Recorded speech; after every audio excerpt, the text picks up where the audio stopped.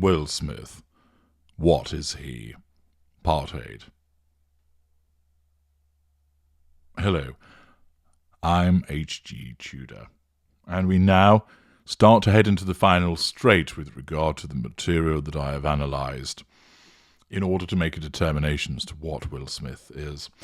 We are going to take a rapid whisk through excerpts now, which provide us with different facets of his personality and character.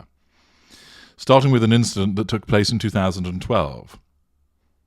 In 2012, Smith was on a world tour promoting his movie, Men in Black 3, when he had an altercation with Vitaly Sedgwick.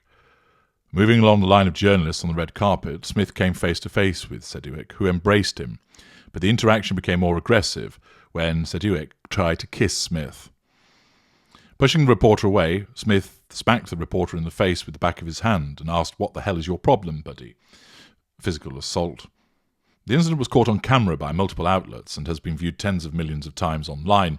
Smith then moved down the line to talk to other journalists, but still reeling from the event, Smith turned to his team and said, "He tried to kiss me on my mouth. He's lucky I didn't sucker punch him." He then looked around and joked, "Oh, sorry, I said that on camera." Was this a threat to control by the invasion of personal space in an intimate way, resulting in a short and sharp ignition of fury, whereby he lashed out with physical violence? Or is this an individual where his personal space was impinged upon, and that external stressor reduced his emotional empathy for an individual who is ostensibly a stranger, and therefore caused him to react with anger? Smith discussed the incident openly during a 2018 interview with the music platform Tidal. He described how after the incident he received a call from Jay-Z, who told Smith that he and Beyoncé had watched the video of him slapping Sedgwick and found it hilarious. Smith said, "We talked about it afterwards, and he was like, it was such a breath of fresh air to see you just be authentic." He continued, "It was my natural reaction. I thought that it would be negative and everything, but in this new social media world, actually authenticity was accepted and respected, and that was a new thing for me." His response is that he almost seemed surprised at the reaction he got when people saw the way that he behaved. The 40th birthday. The temporary split from Jada came after her 40th birthday. Smith put together a 3-day blowout. Grandiosity, extravagance, financial largesse, or a man who's extremely wealthy and therefore a 3-day blowout isn't going to make a huge dent really in his wealth, and therefore he's exhibiting emotional empathy for his spouse.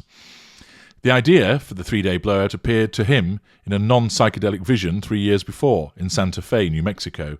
He created a documentary about his wife's family, complete with audio recordings from her beloved late grandmother. He hired Jada's favourite artists to do custom paintings. There were golf outings and hikes, and a lavish dinner reached via a 20-foot long archway filled with photos of Jada. After the meal, the screen lifted to reveal the night's surprise performer, Mary J. Blige. "I was the perfect husband," Smith writes. All of those things, whilst extravagant, are not beyond the purchasing power of someone as wealthy as Smith. But it wasn't a garish display. It was clear that there was thought that had gone into it, with the items from her beloved late grandmother, the audio recordings, knowing which of the favourite artists that she wanted and having custom paintings made, getting a surprise performer that she would enjoy. All of this shows considerable thoughtfulness on his part and suggests that he's exhibiting decency, caring. But afterwards, Jada said nothing about it. Not a thank you, not an "I loved it." Smith writes, instead she took a long shower, then told him to cancel the rest of the weekend's plans.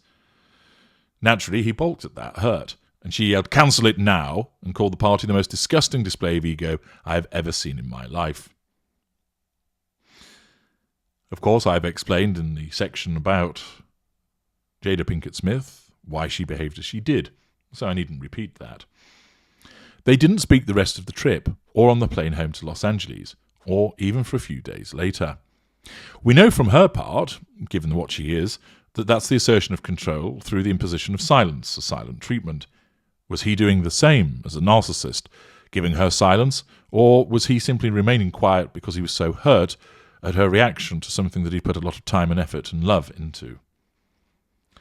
Smith writes that he finally told his wife, I retire from trying to make you happy. I quit. You go do you, and I'ma go do me.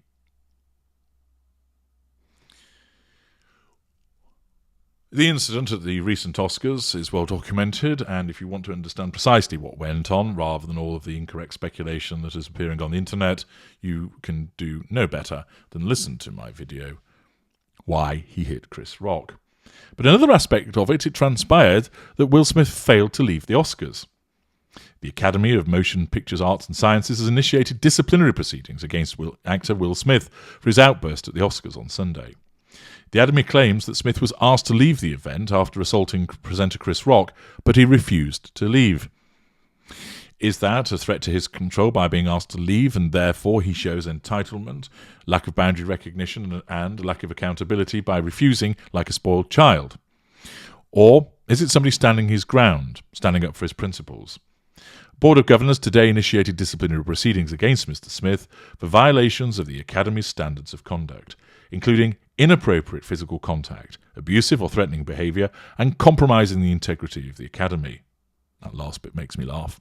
The organisation behind the Oscars said in a statement. The Academy said disciplinary action for Smith could include suspension, expulsion, or other sanctions. Many people on social media demanded to know why Smith was allowed to remain at the Oscars after his outburst. The Academy says it attempted to remove Smith from the audience, but he wouldn't leave. The Academy has not clarified how it tried to remove the actor. It probably didn't try very hard, it would seem. Things unfolded in a way we could not have anticipated, the Academy said. While we would like to clarify that Mr. Smith was asked to leave the ceremony and refused, we also recognise we could have handled the situation differently. What, by tasering him and having 3 burly bouncers carry him out? Contemplation about murdering his father. After witnessing his father punch his mum as a child, as mentioned earlier, Will Smith said he wanted to avenge his mother one day. One night, as I delicately wheeled my father from his bedroom towards the bathroom, a darkness arose within me, he writes. The path between the 2 rooms goes past the top of the stairs. As a child, I'd always told myself that I would one day avenge my mother. That when I was big enough, when I was strong enough, when I was no longer a coward, I would slay him. Is that the magical thinking and grandiosity of a narcissist who needs to assert control when he becomes an adult to deal with something where he's bringing up the past? Or is it an individual who has made a promise and wishes to stick to it? Or an individual who exhibits emotional empathy for his mother, having his own emotional empathy for his father eroded as a consequence of his father's conduct? It is the case that many of you listening who've been involved with a narcissist where you have emotional empathy have found it eroded, where you have thought about similar things, forming some kind of revenge against the narcissist, whether it might be exposing the narcissist to all and sundry as to who they are, trying to destroy the narcissist's career, scuppering the narcissist's new relationship, outing some of their peculiar behaviours to people to humiliate them, and even going so far as to wanting to give the narcissist a good shoeing, even killing them. Empathic people are not saints, as I've mentioned many times, and that whilst emotional empathy guides their behaviours on a day-to-day basis, causing them through unconscious decision-making and instinct to act in a particular way that demonstrates compassion, decency, a strong moral compass, honesty, being a truth seeker, exhibiting justice, being an excellent listener, and so forth, that emotional empathy can be eroded, and such dark thoughts arise. Of course, some people even go to act upon them, where, as a consequence of having been pushed and pushed and pushed, they fight back. And if you listen to my video, Empathic Supernova versus Cliff Fight Back, you'll understand more about that. Returning to Smith's situation, he explained, I paused at the top of the stairs. I could shove him down and easily get away with it. As the decades of pain, anger, and resentment coursed, then receded, I shook my head and proceeded to wheel Daddy-O to the bathroom. Was this as a consequence of him remaining the coward? Perhaps he's a mealy-mouthed, shriveled-up, worn-up, bald mid-ranger. Or was it the case that emotional empathy kept his narcissistic traits of anger and resentment in check, meaning that he did not commit that criminal act? Suicide contemplation. Smith says he contemplated killing himself only 2 times in his life. The first was when his mother left their abusive household. The actor explains that he witnessed his abusive father, Willard Carroll Smith Sr., punch and beat his mother, Caroline Bright, in multiple instances in their Philadelphia home. The last time was when he was 13. She'd had enough, he explained. She went to work the next morning and didn't come home.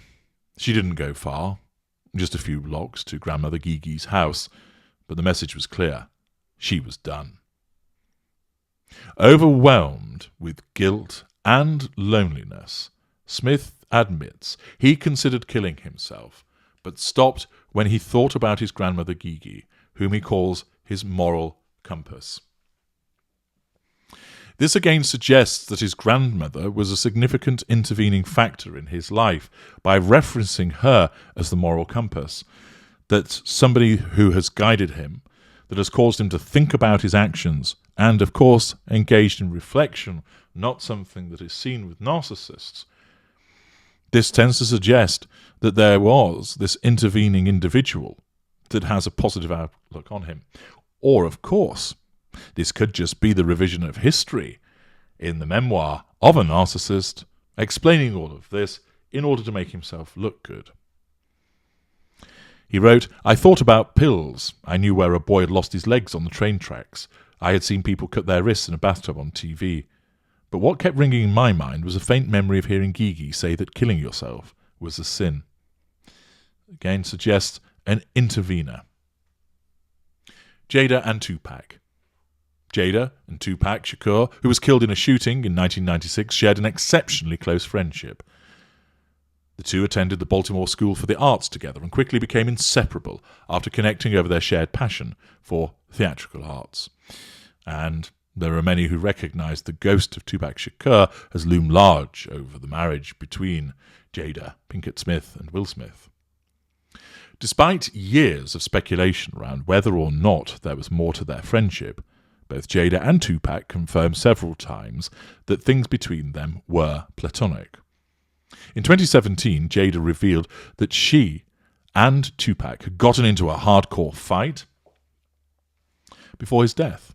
Argumentativeness on her part, the need to assert control, exhibition of heated fury, and were not speaking in position of silent treatment when he was killed.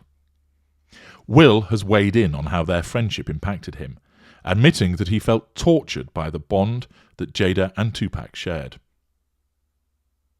"In the beginning of our relationship, my mind was tortured by their connection. He was Pac and I was me. Though they were never intimate, their love for each other is legendary."